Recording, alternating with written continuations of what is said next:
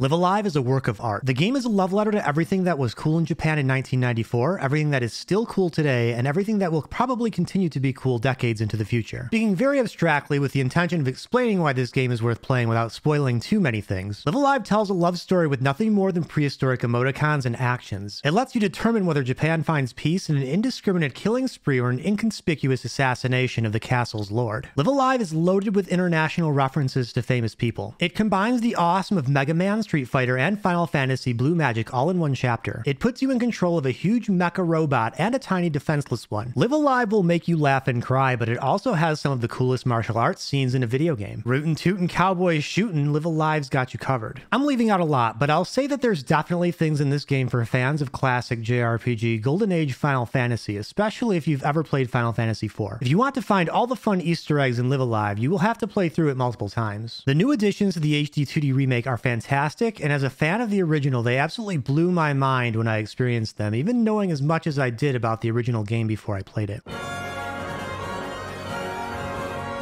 The first song you hear when you fire up this bad boy will get you excited to play it. Hot off of creating soundtracks for games like Street Fighter II, Live Alive launched Yoko Shimomura's long extensive career in creating music for JRPGs, and has continued to inspire musicians like Toby Fox of Undertale fame. During Masaru's chapter, you can totally hear the Street Fighter II musical influence. Takashi Tokita's lead design work on Final Fantasy IV was already amazing before his directorial debut for this game. He mentioned the omnibus storytelling structure of Live Alive being inspired by Yuji Horii work on Dragon Quest IV. After Live Alive, he also directed this little-known title nobody ever talks about anymore called Chrono Trigger. Live Alive's development was incredibly ambitious, leveraging the talents of famous Japanese artists in manga and media at the time to design the lead characters in each of the game's 7 scenarios. Ryoji Minagawa, Gosho Aoyama, Kazuhiko Shimamoto, Yoshihide Fujiwara, Yoshinori Kobayashi, Osamu Ishiwata, and Yumi Tamura designed the lead characters for the scenarios. They worked on things like Mobile Fighter Gundam G, Spriggan, Case Closed, otherwise known as Detective Conan in some places, the Virtua Fighter anime, Basara, and Yaiba. If you're familiar with their work, you'll definitely see some influences in their scenarios, and the characters in Live Alive are extremely memorable. Takashi Tokita himself wrote the majority of scenarios, obviously inspired by popular culture in manga and international media at the time, but the final parts of the game are the most beautiful and completely his work. His background in theater truly shows through in Live Alive's peak storytelling moments and the character animations. Every time you play this game, you'll discover something new and can make different decisions that can even change your playable characters around. There are a ton of great things this game does that can only be done telling a story with pixels. One of my favorites being the distinctive and memorable unique sound effects for each character. Whether it's Cube's,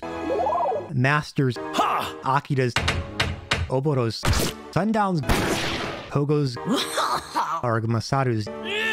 The characters are recognizable not only by their sprites, but also their sounds. And it's not just the characters themselves, but also the unique music in their individual chapters, their Battle 1 sound effects, and the unique sounds or lack thereof that define the settings of each individual scenario. Of course, Live Alive isn't perfect. The crafting systems, even in the remake, with redone UI and skippable animations, are a bit wonky to wrap your head around as a new player, even if they are largely optional. Being purposely vague, there are certain parts of the game where figuring out how to recruit specific characters can be a little confusing. Also, not everyone is going to enjoy every chapter of the game, so playing through some chapters may not be as fun as others. Since chapters can range in length from a half an hour to several hours in length, one could argue that the pacing is uneven, and some chapters play out more like adventure games than RPGs, with very few battles, which could just as easily turn some people off as it could impress them with their uniqueness. The remake introduces a very limited radar feature to help players on parts, but it's definitely no minimap. The game is awesome and timeless in its style, with an incredible voice cast in English and Japanese for the remake. But even the remake, with its improved UI, does retain some of the 90s design standards that make it a little less user-friendly than new JRPGs made recently. Because of that, I couldn't confidently recommend this game to anyone who can't enjoy older 90s era SNES JRPGs. However, if you love those older styles of games and would be interested in experiencing something very different from the mostly medieval settings those games introduced, Live Alive could easily find a place among your favorite games of the era. My advice is to download the free demo and play it, as progress from the demo carries over to the full game if you want to purchase it. I've personally played this game once a year ever since the fan translation was available, and I was ecstatic when the remake was officially announced for a worldwide release during a Nintendo Direct. I had to talk about it, but my original script 7 months ago was way too long and way too spoilery. My intention with this video is to potentially influence some people who might be interested to play it, because it's a fantastic work of art and it's now available on the Switch, PS4, PS5, and PC. Thank you for watching, and I'll see you next time.